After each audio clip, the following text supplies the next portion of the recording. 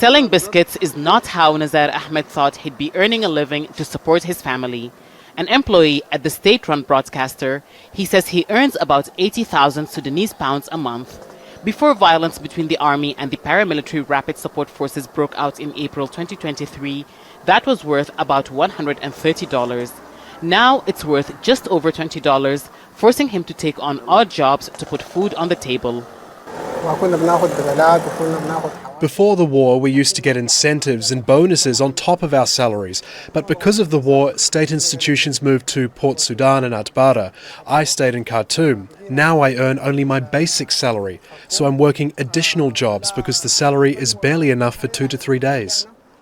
Sudan's economy has been struggling since the fighting began, with the currency losing value and market prices increasing.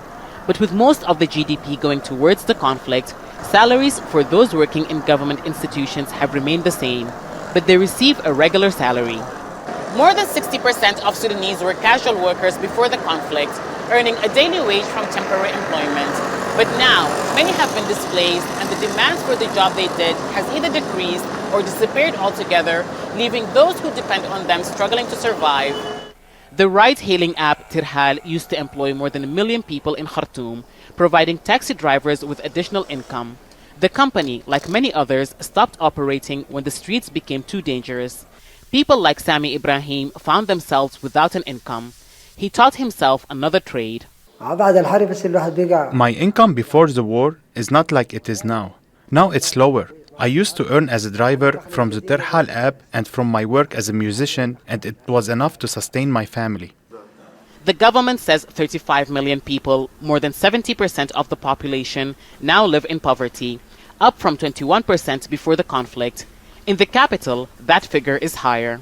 In the state of Khartoum, more than 79% of people lost not only their income, but also their savings because of the war. There is still a need for increased production for companies to be able to employ people, and that is the focus of the state. We have several councils that can provide that, and several projects on the table to help people get jobs and increase their income. But while they wait for those government initiatives to take effect, Sudanese say their salaries are worth less by the day, and those with no income sink deeper into poverty. Hiba Morgan, Al Jazeera, Khartoum. Don't miss out. Get the full picture. Subscribe to Al Jazeera for reliable news, expert insight. Like, share, stay ahead.